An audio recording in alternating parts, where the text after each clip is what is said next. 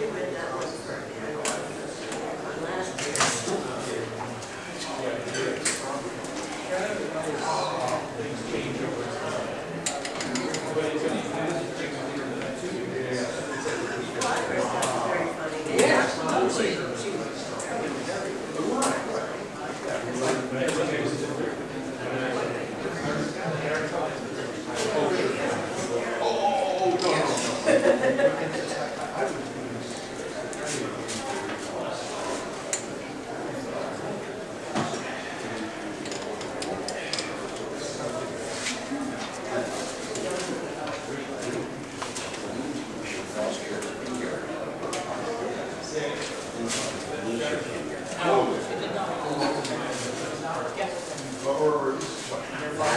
Very funny. Yeah. Which one do you want to see?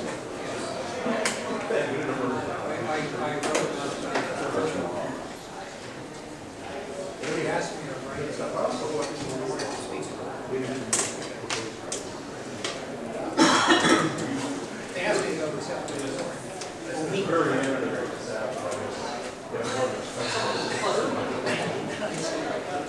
if you had told me,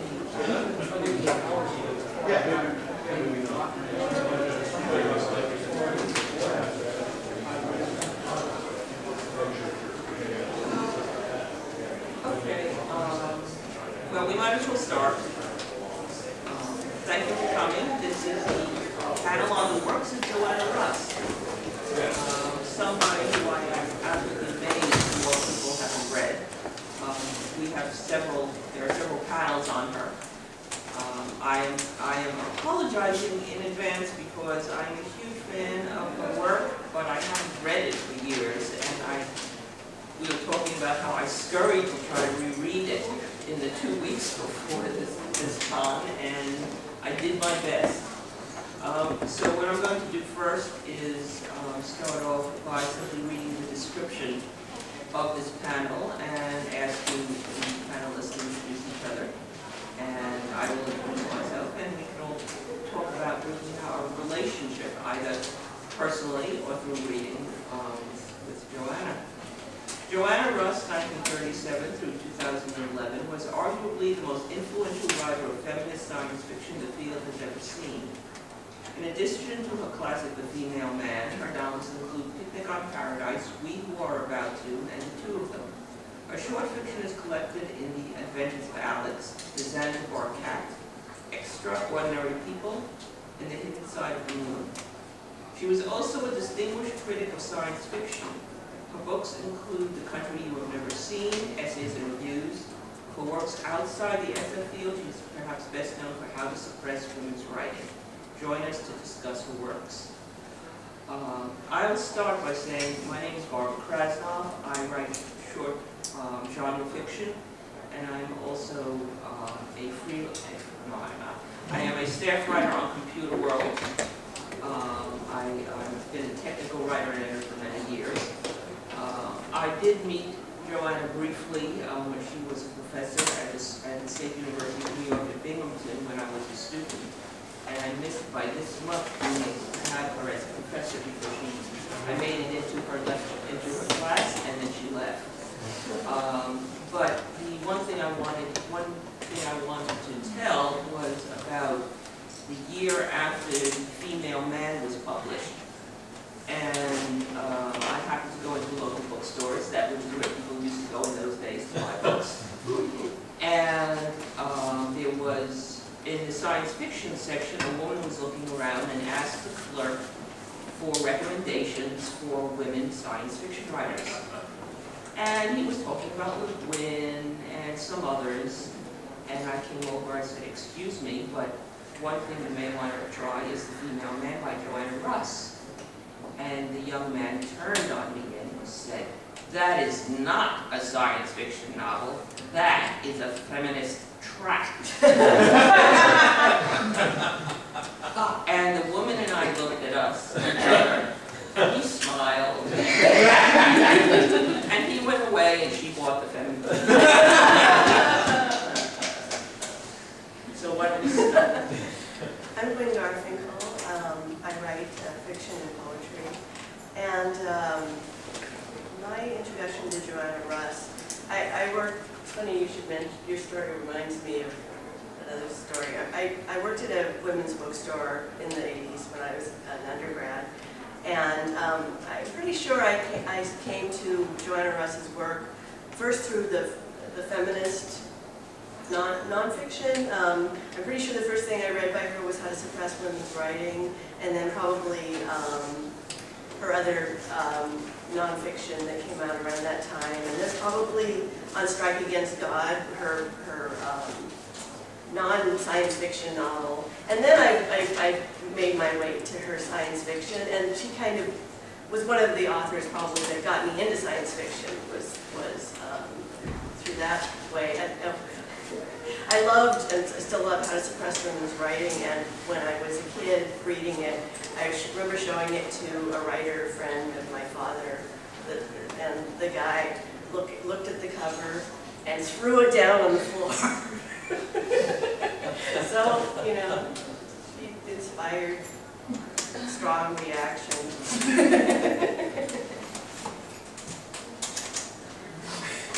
I'll start. Joanna Russ was a close friend. I liked and admired her. I liked and admired her writing.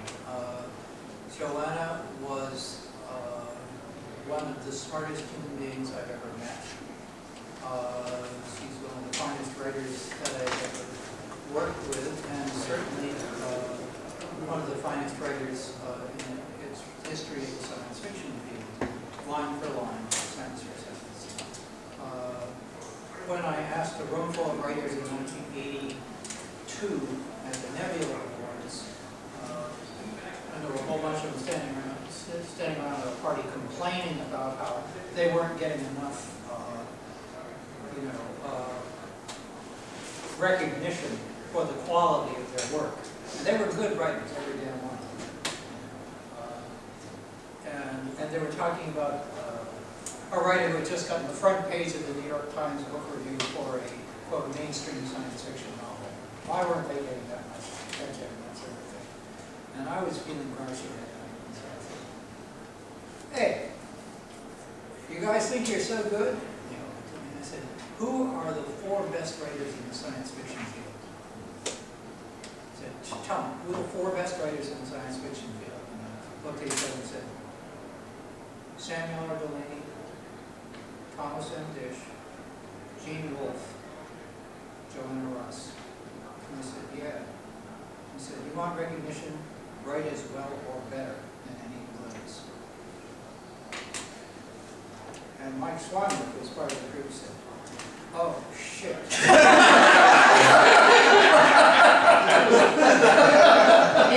I said, you want to write as well as Ted Mooney, go off and do it. But if you want to write well, write like those people. Pick one, because they're all different. You know, Joanna Russ was a student of Vladimir Nabokov in writing at Cornell. After Cornell,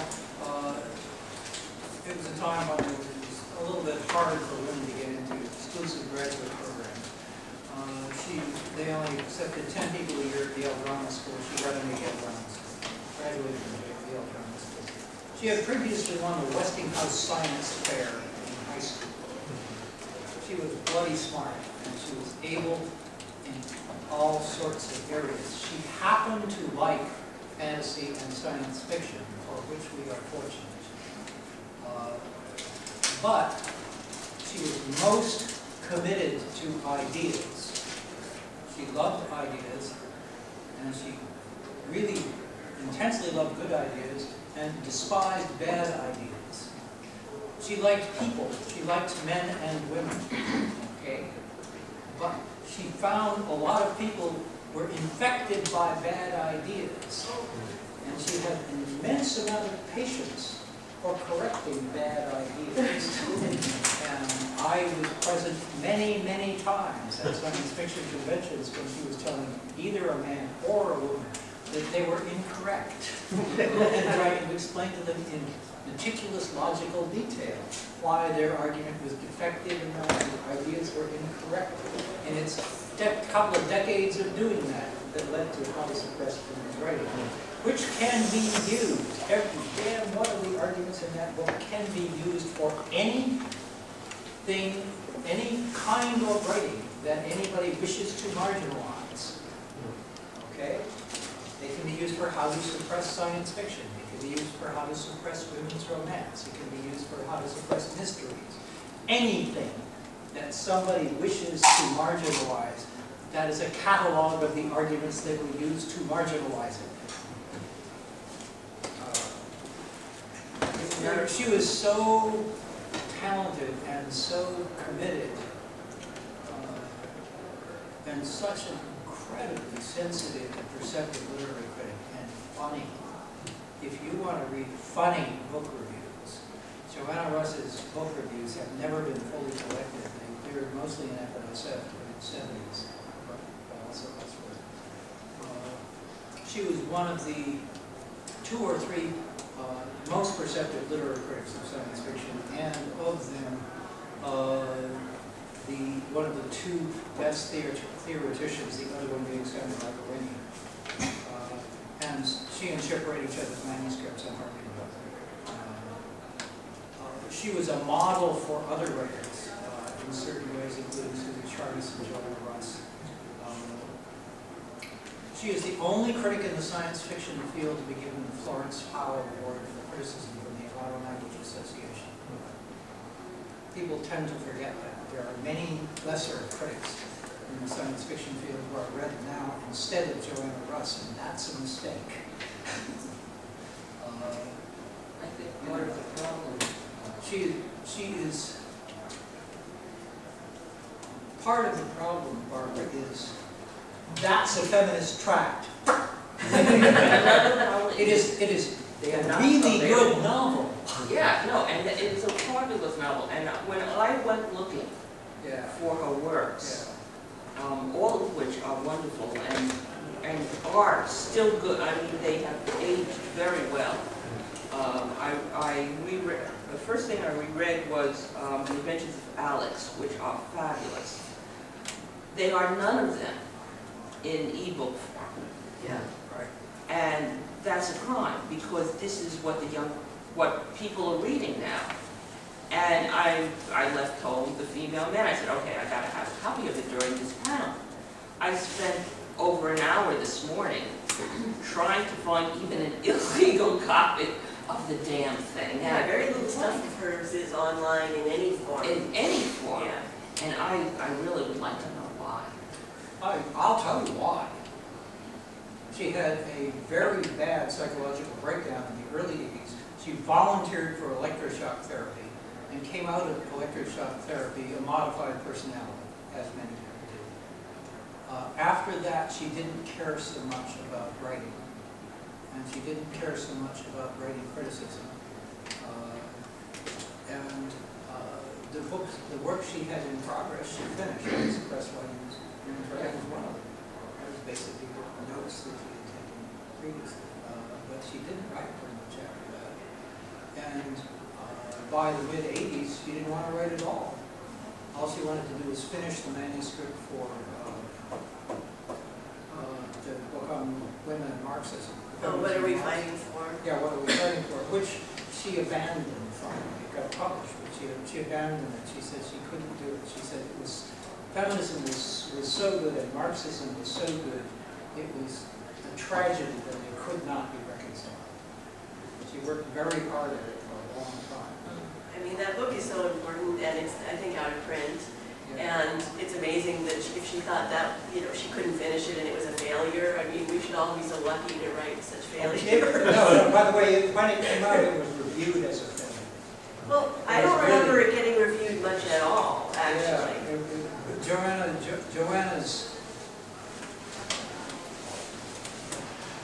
Joanna hadn't changed, but feminism had changed a lot. Well, but her perception of feminism had evolved quite a bit by the time she wrote that book.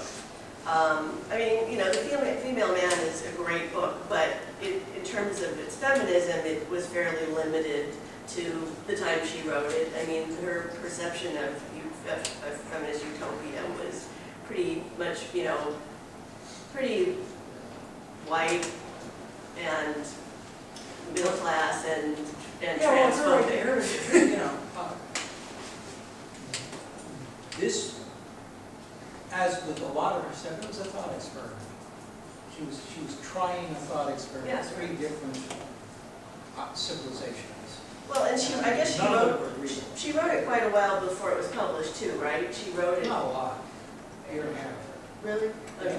Well, yeah, because I mean, one of the things I love about How to Suppress Women's Writing is how in the last chapter she turns it all on herself, because she talks about how she wasn't reading a lot of works by people of color, and she got called on it for it. And, Yes. And Yeah. she was like, oh, but you know, she read Zora Neale Hurston. She's like, oh, I don't know, it's not that interesting. Then she went and did her research, and she read a pile of books, and she went back and read Their Eyes Are Watching God. She was like, wow, this book has improved a lot now that I actually know what the hell I'm talking about. Yeah, And no, yeah. so, yeah, like you said, you can use it for any kind of marginalized literature, and she shows how, and look, even me, I made the same mistake. Yes, yes. But that's one of the reasons why, you know, How to Suppress Women's Writing will last a long time. Yeah. Now, getting to the final point, after her electroshock therapy, she wrote a will, and she never changed it. And when she died, her estate, and she was not interested in electronic publishing or much of anything in the latter years of her life, yet made no attempt to have her books put into e-books. And her estate went to somebody who had been a close friend in the early 80s, who was in assisted care. And that person is not going to be making decisions. And the agent for the estate can't make decisions without the approval of the estate. And so they are thwarted at the moment. I know one of her books is actually back in a very small press. There are ways to get things into print, but there's not much encouragement from the estate or the agent at this point. I'm trying to help Graham Slight, who has actually spent years putting together a collection of stories of Joanna Russ,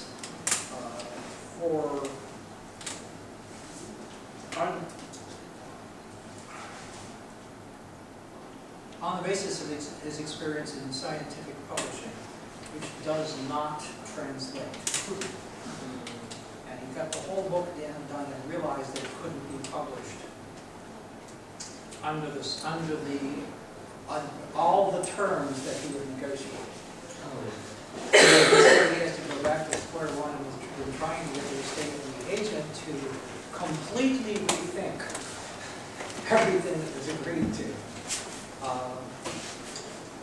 As I said, I'm trying to help with that because it's just, I was just gobsmacked when I found out that it was done.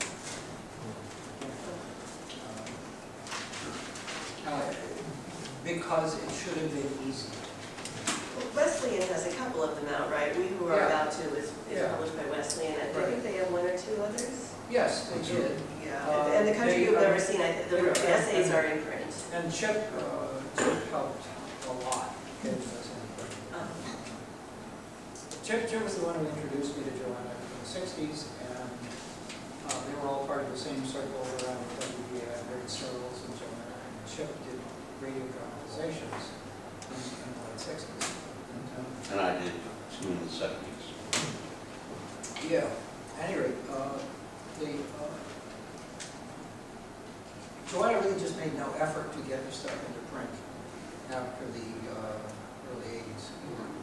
And if the author and the agent are making no effort, you know, it makes it very difficult. And I was technically in touch with her, but not in close touch with her during the last 15 years of her life. And the person that we had, the personality that we had known and related to was mostly not there anymore, which was very, very difficult.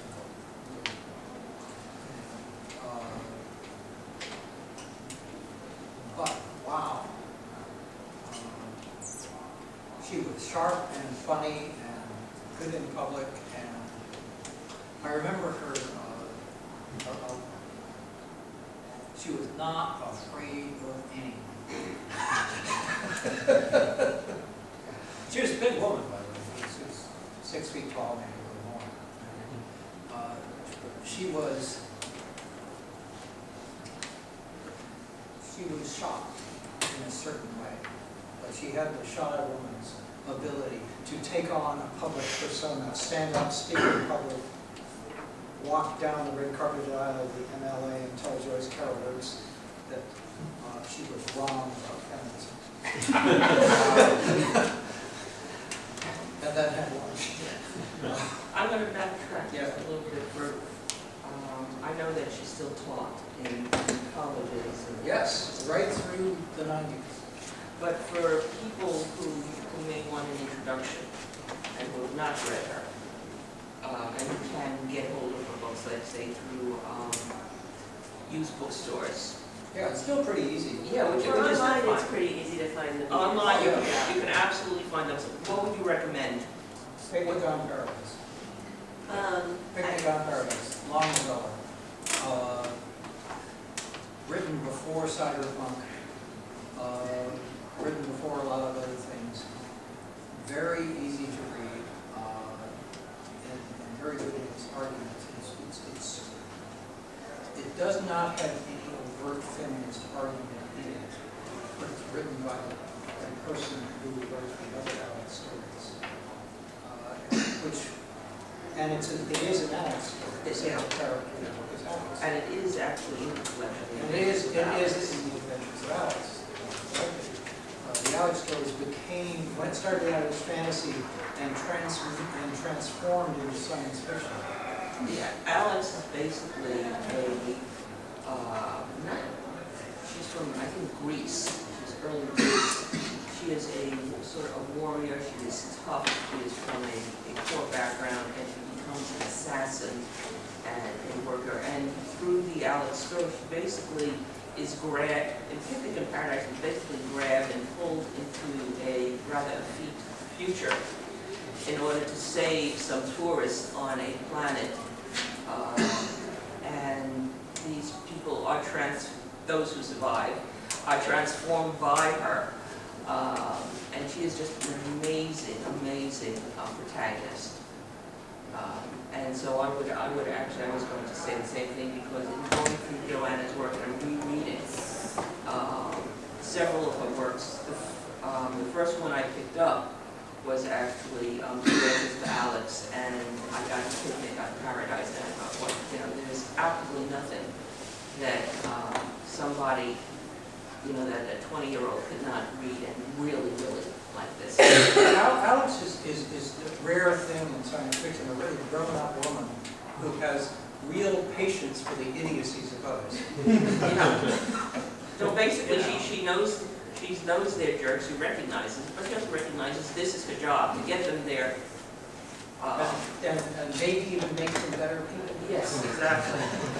If you possibly can do it. Yeah. And this is almost the exact opposite of that is We Who Are About To. Yes. Which is in print and probably in the dealer's room to Wesley Tale, in which Russ takes down like the fantasy of people who crash land on another planet and want to repopulate and settle there, and the protagonist is like, oh yeah, we don't know what organisms on this planet are going to kill us, and no, I'm not going to have sex with you to repopulate the planet, and it's a very dark book. And She killed me in that book. Yes. I'm a character in there, she killed me. no, I just started to read. Which one are you? I don't remember. You'll figure it out. And they're all, but so many of these people are composites. Jay in Picnic on Paradise, J.A.I. is Baird Searles and a few others. But yeah, the protagonist is just like, you know, I'm not going along with this. And they are like, you must go along with it. So it does not end well. It's like, I said, Joanna, you know, I read the manuscript. I said, Joanna, what were you doing? She said, when an airplane with 200 people crashes in the Amazon jungle, they don't found a new civilization, they all die. She said, I want to write a realistic science fiction novel about a situation like this, because there are all these dumb science fiction novels about people who crash landed on an alien planet and found the new civilization. How likely is that? If I may, because I spent so much time before you were talking about it, she said, but the planet's Earth-like conditions. Right, like the Sahara in the summer, or Antarctica in the winter. Right, yeah. Right, exactly. However, it was an evolution in attitude over the course of time. And, I mean, you know, I edited a novel she wrote after that, which is, in some ways, her best novel, but it's also, in some ways, her hardest to take, two of them. I love that book. Yeah. I did too. It's very disturbing. What is it? The two of them. Yeah. Yeah. The central character in the two of them, it's an Alyx novel. Yeah. In kind of, sort of way. Sort of, yeah. And it's about a woman and the man who she thinks of as the best example that could possibly be of a man. Yeah. And Joanna always had kind of hero worship for Fritz Leiber. She said he was based on Fritz. Oh, I was wondering about that. He was based on Fritz. And the two of them is in print, should be at the Wesleyan table. Yeah. And she and I had long talks about it, because I was not going to make a change of it. But I wanted to understand each move appropriately. You know, they're a little religious. I mean, it's kind of hard to talk about without spoiling. Yeah, no, you can't stop. Well, basically, I actually think, because I'm only into the second chapter, Okay. and I don't actually remember most of it, although I know I've read it, and they come to a fairly patriarchal, it starts with, these are travelers, they come to a patriarchal Time and space travel. Time and space, they come to a patriarchal society, and with a young woman just into her teens who is rebellious And very promising. And was going to be obviously by her loving father very, very badly punished for her own good, for her rebelliousness. And the Alyx character basically says, I can't let this young woman be wasted, and steals her. And that's the beginning of the book. Yeah, I'm sorry that my wife Catherine is not here, because Catherine was one of our students in the 80s at the University of Washington, and I spent most of 2 years going to her office hours and just sitting there talking to her, because other students were too scared. To a large extent. I kind of love to talk. You know, I mean, conversational discourse is one of her great qualities. Yeah.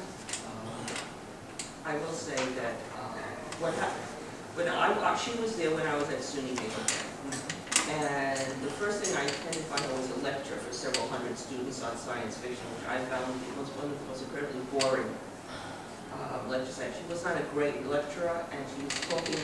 She thought that people didn't know anything about science fiction, and I knew everything she was talking about, so I was really disappointed. But then she announced she was doing a workshop for writers, and I grabbed it. And I was sitting outside her office waiting to find out whether I made it into her workshop, listening to her lecturing a young woman who, what was I, 19, and she's so, about why didn't you make your protagonist a woman? Why did it have to be a man for half an hour? And I sat there and I almost ran away. I was so terrified. And finally came Mike, and she just came in, and I don't even remember what she said. I just sat there sweating, and she thought, well, she said, this, of course, has huge numbers of problems, but it's not bad. For a first draft, I had already done like 16 drafts, but okay. It's not bad for a first draft. Okay, fine. And I went away on a cloud. But she didn't come back the next semester, and I missed what I think was probably a life's chance. Yeah, the works. She wrote a lot of interesting short stories. When It Changed. Oh, yeah. Which was sort of the first draft of Female Man, I guess. Yeah. Well, I mean, it had While Away. it had While Away in it, but it's like, say, Ursula Le Guin's other stories were a first draft or something else. No, there were stories in that setting. Yeah. But writers think through settings over the course of time. I mean, and sometimes you end up with something like the Future History series, in which the setting is thought through over 20 or 30 years, and different stories take place in that setting at different points in time. And in a way, I think that When It Changed is a better story than, much as I love The Female Man, because, well, I'm a short story lover, and it is concise, and it makes its point, and it's just beautifully, beautifully written. I'm sure it must be in one or more collections where it can be found. And I would absolutely say that, if you want to try her, that's an also, and if you just don't want to do a short story, that's a very good place to start. Yeah, the book The Zanzibar Cat, which out of print was a story collection, you could probably find it in the dealer room or online. That Easy to has, find paperbacks online. yeah, that has When It Changed, has some other really great stories. One I really like, My Dear Emily, which is an early story. Yeah. It's a vampire story, which in the introduction in the book, she says, one day Hammer Pictures will make a movie of this, and I will die of happiness. And I think in the same book, Useful Phrases for the Tourist, which is one of the funniest stories I've ever read. That was actually written on a Friday night at the Clarion Workshop when it was in Clarion, Pennsylvania. And I was there. It was a bull session. And Joanna, we started to talk phrases for the tourist. And Joanna said, I'm going to write these down and I'm going to post them as a story. And I read George Alexander and all sorts of other people in the room and contributed phrases. They were not all composed by Joanna, but she had everybody's permission and she did compose some. And I put them all down and used them. I had totally forgotten about that. I remember, I think there was a radio. I think somebody produced a I think radio so. version of it. And that's the first time I heard it. That would have been me. And I was, I was on the floor. My line was, that is my companion.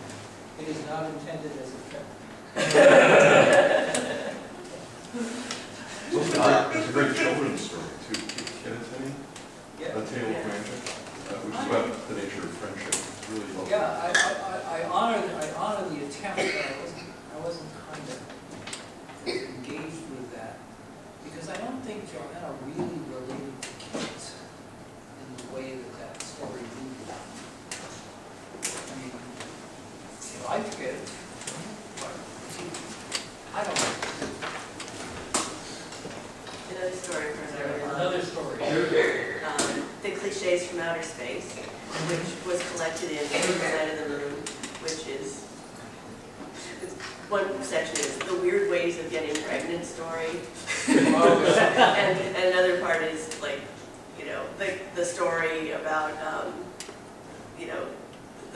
the woman-run planet, and that is immediately dismantled by a fairly weak guy because the women are all, half of the women are PMS'd and the other one falls madly in love with this milquetoast guy. And a couple other, they were just basically parodying very overused tropes. And they haven't gone away. And they haven't gone away. And that's in How to Suppress Women's Writings too. I mean, she had a very, very good feel for the cliches and the you know, the tropes and the stuff that we don't even recognize as cliches and tropes. And if you pull them out and you're going, oh my God, I was reading this. And I'm going to take just a minute because I found, you know, there's a lot going on now about, you know, privilege and stuff that everyone thinks that we've just discovered. And she basically writes, at the level of high culture in which this book is concerned, active bigotry is probably fairly rare. It is also hardly ever necessary, since the social context is so far from neutral. To act in a way that is both sexist and racist, to maintain one's class privilege, it is only necessary to act in the customary, ordinary, usual, even polite manner. And she goes on to say, to slide into decisions without allowing oneself to realize that one's making any, to feel dimly that one is enjoying advantages without trying to become clearly aware of what those advantages are and who has not got them, to accept mystifications because they're customary and comfortable, cooking one's mental books to congratulate oneself on traditional behavior as if it were actively moral behavior, to know that one doesn't know, to prefer not to know, to defend one's status as already knowing with half-sincere, half-selfish passion as objectivity. This great fuzzy area of human ingenuity is what Jean-Paul Sartre calls bad faith. When spelled out, the techniques used to maintain bad faith was morally atrocious and appallingly silly. That is because they are morally atrocious. But this only shows that when one spells them out, i.e. becomes aware of them. Hence, that was like a great stream of 30 tweets. Yes. I was going to say, I have been at other conventions, including previous Readercons, where people have said, well, you know, those feminists of the 1970s didn't really understand. And I have walked out of the room, because it means they haven't read them. So we've got about 15 minutes. If anybody wants to talk, of course. Of course. I was just going to say that How to Suppress Women had sort of an antecedent in that post-Barrett Searles era, Margot Adler started Our Own Wolf, which I still host. Joanna was a regular and constant guest. I was the engineer, and sometimes a participant. And Margot produced a radio show called The Image of Women in Science Fiction. And the only voice in the radio show was Joanna. And it was basically conversations that Adler, and to a very limited extent myself, had with Joanna, and cut down, and was done over a 3-month period of time so that it became an oral essay. And then in the 80s, Margot sent a copy of that to Joanna, and that was helpful as one of the pieces of resources that she was able to pull on for How to Suppress. Does that exist? Does the audio exist? Yes and no. It is in the basement of her house, our house, and it would cost a great deal of money to recover if it can be recovered. It's on Mylar acid. And from 1972-73, I don't know what happened to the copy that Margot had, and Margot died last year. Does anyone else have any questions, comments? How collegial was she with the rest of science fiction? I sort of had an idea of her as, a lonely person standing on the precipice when I was reading that. No. Joanna liked to go to conventions. She liked to go to dinner. She liked to be on panels. She was a supporter of the SFWA for a long time. She went to the Nebula Awards every year. She was up until the time that she had electroshock and came out of it somewhat different and didn't travel anymore. She was always there. Yeah. And very social. Yeah. In a piece called Anecdotal History Jane Gallup gives a wonderful, Jane Gallup, who's a fairly well-known academic, was one of Joanna's students, graduate students. And she has an account of a dance that Joanna attended at Cornell. And it's just wonderful. The only thing she gets wrong is in the manner of students, she said that Joanna was 6 feet tall, Joanna was 5'10". She was not but she looked very tall, and she had a great command. She could have a wonderfully commanding presence. The first time I saw her, I was just, what is this? Well, Joanna wore heels too. Yeah, yes, and she would wear heels, and she was quite, she could be quite physically commanding, I'm sorry, what was the name of the, It's called, the book is called Anecdotal Theory, I think it's called, and it's Jane Gallup's memoir of being an undergraduate taking, Joanna taught the first women's study course at Cornell, which Gallup took, and it changed her life. And at the end of the course, there was an all-women's dance, which the men tried to break into. And the women simply didn't let it bar the door. And said, no, this is our space. One kind of forgets that was how things happened like that back in the late 60s and 70s. So it's got a wonderful description of Joanna and the part she played. And Jane, as Jane said, she said, I just idolized this woman. I thought this was the most wonderful person I had ever seen. Yeah. Joanna had that effect on a lot of women. Yeah, right. A lot of women. And not a few men. And not a few men. I raised my hand. So David published me in Nurse a few years ago, the year that Joanna died, 4,300-word anecdotal essay about Joanna. I knew her just socially for a dozen years in Seattle.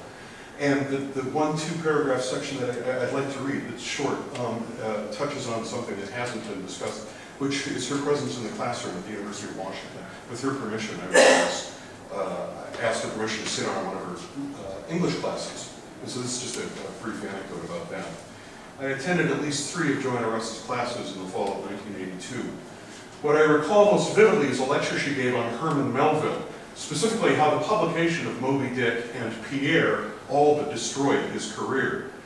Joanna explained that Harper Brothers, Melville's U.S. publisher from Taipei on, was so dismayed by the poor sales and worse reviews of Moby Dick that they published his next novel, Pierre, with only the greatest reluctance, for the first time offering Melville a much smaller advance, where the advances for his previous books had only grown larger with each new title. Melville knew full well that he was writing his best work, so his treatment by Harper Brothers, by the critics, and by his reading public left him increasingly bitter. After Pierre, Melville wrote a 300-page novel called Isle of the Cross, which Harper Brothers outright rejected. In an access of bitterness, Melville destroyed the only existing manuscript of the book, rough draft, fair copy, all of it, threw it in the fire, and watched it burn. Quote, given the quality of the books he wrote before and after, there can be no doubt that Isle of the Cross was a major masterpiece, Joanna said. How could he destroy his own work like that? Because of some fool publisher? It doesn't make sense. Oh, just thinking about it makes me so angry. If I had a time machine, I swear I'd go back in time, find Herman Melville, and strangle him! Holding her hands up in a stranglehold gesture and giving a good twist to the innocent air at a critical moment, a veritable snarl of frustration lighting up her face. And the whole class erupted in astonished, delighted laughter. Joanna Russ wouldn't go back in time to save Isle of the Cross, to kill Melville instead, which was hilarious and completely unexpected and telegraphed her passion and the intensity of her enduring anguish at the thought of that forever, irretrievable masterwork far better than if she'd simply put that imaginary time machine to its obvious and expected saving. Can you talk about tenure? Yeah. What happened? Oh, I'm going to give a longer version of this on the memoir panel on Sunday. The short version is that she was up for tenure at Harvard College of Senior and was denied tenure, in spite of the fact that she had published more and accomplished more than anybody else in the industry. And the chair of the department said, "You don't need tenure, you just need a punch in the mouth." And she wept when she told me this. That was how some of the academics responded to the advent of feminism in the 70s. If I had known anything about that at the time, there would have been demonstrations outside and stuff. In terms of trying to bring her work to light again, and get it into print for some of the younger generations, and I'm going to include myself in that, not because I'm young, but because I actually have not read her work, and that's been my introduction to sci-fi. That very was through my father, who was not the most of a feminist. 40 years marriage to my mother has changed him a little bit, but. Is it strictly a permissions issue? Because if there's a monetary issue, I know there's been a number of good crowdfunding ones, like bringing Henry Kuttner's republishes some of his stuff. I need to know more about it myself, because I was not aware until this last year quite how bad the situation is. And I have to talk to some people. Yeah, I guess I should just say if there's a concern. Once I find out a little more, I'm not going to shut up about it. Because I believe the children's work should be made available. However, please, all you have to do is to go on an online book search engine and you can find every one of her books for $5 or less in paperback. Okay, and you can buy them and have them next week, should you wish. And some of them are probably in the dealer room used as well. Yeah, I was going to say, Wesleyan has some of them in print. I think all of the novels are in print right now, except Seance Night, or is that one? I'm not certain. Right, but certainly, and on Strike Against God, I think that's the other one. But they should be up on the Wesleyan table in a few hours. I was going to say, the one actually I don't know about is Next year. Adventures of Alyx. Does Wesleyan have Adventures of Alyx? That I don't know, that I'm not. I don't think so, but it's available. It was Yeah, I mean, a I just bought it a week ago. It was a main paperback. But I will say that it's very important that we try to get it into ebook. Absolutely. Because there are a lot of people these days that do not read paper books. And those are the people we want to read. I am actually in a professional position to buy them and publish them. I would like to do that. But there are lots of technical problems that have to be overcome just now. And I am not aware of all of them, only some of them. Sounds like there's somebody who's... Yeah. Just in the sort of archival world, Margot Adler's son, as far as I know, still lives in their enormous apartment in New York, and she was quite a pack rat. It wouldn't surprise me at all if this tape is somewhere on one of those many shelves. So it's the same. Margot Alyx, Yeah. who's named after So Joanna's house. if anyone is interested, they should contact him and perhaps Yeah. archaeological expedition in Manhattan. Both, yeah, except that your daughter's YX and Margot's son is EX. I'm Margot's co-producer for many, many, many years.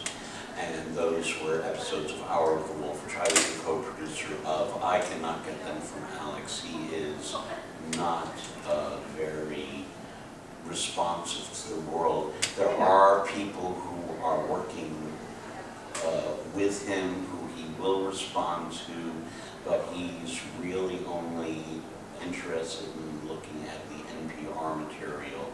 If I can get, we've spoken, and if I can get... He'll come around. Hopefully, he's a troubled lad. He's had a very, very rough 5 years. Yeah, he has, but there are also a lot of shelves in that place, and I bet it's in there somewhere, so. Okay, I was gonna say, Joanna's far from the only person of quality in fantasy and science fiction whose works are not in print for one reason or another. Bad reason. yeah. Is she still represented with, what, Ellen, was it Ellen Levine? No, Diana Finch. Diana Finch, yes, right. And I've been in touch with Diana in the last month. So, trying. I'm just wondering, I'm wondering if, how, could you work something out with Wesleyan, just to do the Wesleyan books in mass market? I mean, Maybe. is there? No, I can't do it in mass market. What I'm talking about is electronic. Oh, electronic, In okay. other words, They probably do deal, but they, never mind, I'll go talk about it. as I say, you know, there are a number of areas and a whole lot of technical problems that can be overcome, but I have to find out what they are. There was one more, and then we're going to do 11. It's not too personal a question. What precipitated her was it nervous breakdown or something? She went into a period of very serious clinical depression. And she was a very big crash. And she asked for electroshock therapy, knowing what it meant. And it was very upsetting to a lot of people, myself included. But she did it because, I repeat what she said, she did it because otherwise she would have to die. And you know, I believe that people are allowed to make such choices. I also believe that their friends are entitled to be angry at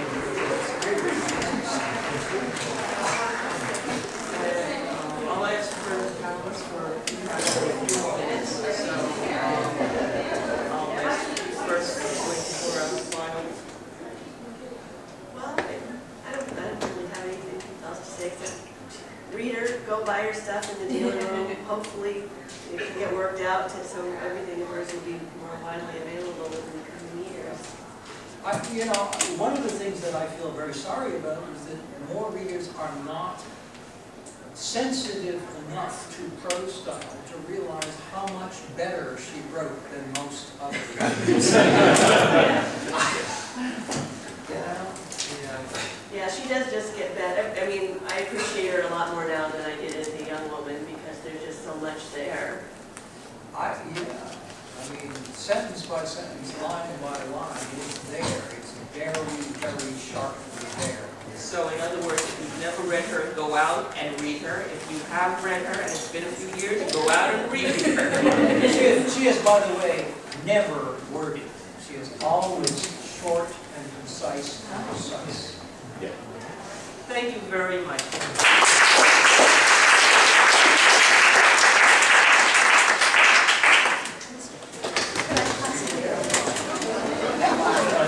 You don't even have to move. Yeah, my balance. One more for safety.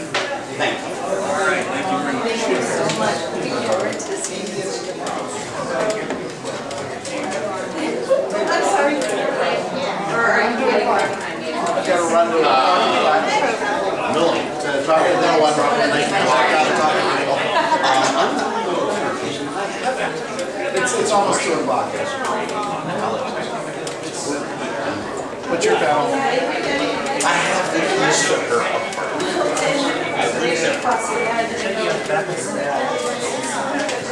I do that. Margot Admiral from Kickstarter.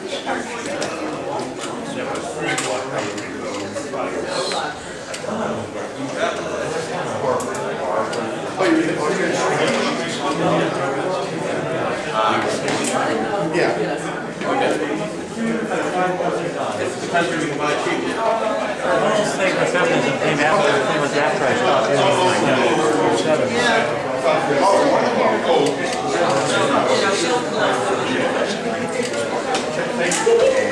John. Thank you.